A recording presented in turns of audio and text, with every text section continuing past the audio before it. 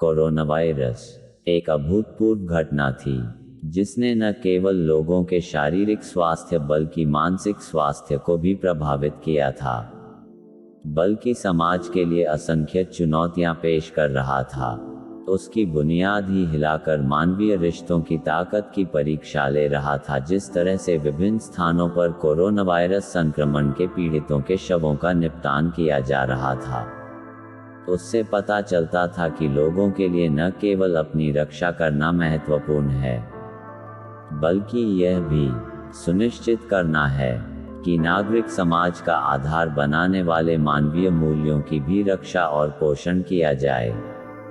हमारे ही पड़ोस के फ्लैट में एक बुजुर्ग दंपति रहते थे। उनकी बेटी की शादी हो चुकी थी और वो अहमदाबाद में रहती थी। इनका एक बेटा भी था जो बेंगलोर में सॉफ्टवेयर इंजीनियर था। उस वक्त हालत ऐसे थे कि जो कुछ घर पर मौजूद है उससे ही गुजारा करना पड़ता था। पड़ोस के अंकल काफ़ी एक्टिव थे, जबकि आंटी को गठिया रोग था जिससे वो बिना किसी सहारे के चल नहीं पाती थी। उस दौर में हर कोई टीवी में लगातार समाचार देख रहा होता था। दोपहर का समय था। बालकनी से देखा एक एम्बुलेंस हमारे फ्लैट के आगे रुकी और कोरोना किट पहने 3-4 पैरामेडिकल के लोग उतरकर हमारी फ्लैट की तरफ लपके। उन्हें देख दिल धड़कने लगा कि किसे कोरोना हुआ है। अचानक पड़ोस से किसी महिला के रोने की आवाज आई। धीरे से दरवाजा खोलकर देखा तो वो लोग पड़ोस के पटेल अंकल को लेकर जा रहे थे।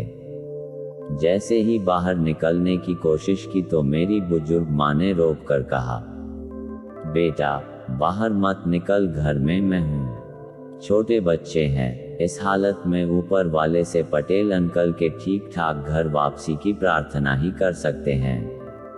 मैंने अपने बढ़ते कदम वापस खींच लिए और मजबूर असहाय सा अंकल को एम्बुलेंस में ले जाते हुए देखता रह गया। 3 दिन बाद जिसका डर था वही हुआ। पटेल अंकल गुजर गए। आंटी का रो रो कर बुरा हाल था। कोई भी उनसे मिलने जाने की हिम्मत नहीं कर रहा था। लॉकडाउन के चलते उनके बेटा बेटी कोई भी पहुंच नहीं पाया। मुझसे रहा न गया। घर वालों के मना करने के बावजूद आंटी से मिलने उनके घर चला गया। उनको बहुत ढांढस बंधाया पर कोई लाभ न हुआ। मैं आंटी के मानसिक स्थिति को समझ रहा था। अंकल बिना आंटी का जीवन कैसा होगा, कल्पना करने से भी डर लग रहा था। बड़ी मुश्किल से आंटी को शांत कराया। आंटी बोली, बेटा मेरी एक मदद कर। इन हालातों में मदद मांगना भी स्वार्थ होगा, पर स्वार्थी ही सही, बस हाथ जोड़कर याचना करती हूँ। बेटा ये मदद कर दे, मैं जिंदगी भर तुम्हारी ऋणी रहूंगी। ये क्या कह रही हैं आंटी? जो मदद हो सकेगा मैं जरूर करूंगा। बेटा रोज टीवी में देख रही हूँ किस तरह शवों को लावारिस की तरह गड्ढों में डालकर अंतिम संस्कार पैरामेडिकल वाले कर रहे हैं। मैं नहीं चाहती कि तुम्हारे अंकल की वो हालत हो। मैं मजबूर हूँ, कहीं जा नहीं सकती। लॉकडाउन के चलते बेटा बेटी या कोई रिश्तेदार नहीं आ सकता। मैं एक उम्मीद के साथ तुम्हें ही विनती कर सकती हूँ। मैं निशब्द, किन कर्तव्य विमूढ़ सा रह गया। कोई जवाब दे न सका, पर मन बार बार कुरेद रहा था कि मानवता के नाते व एक पड़ोसी होने के नाते भी मेरी सामाजिक जिम्मेदारी बनती है कि ये जिम्मेदारी निभाऊं।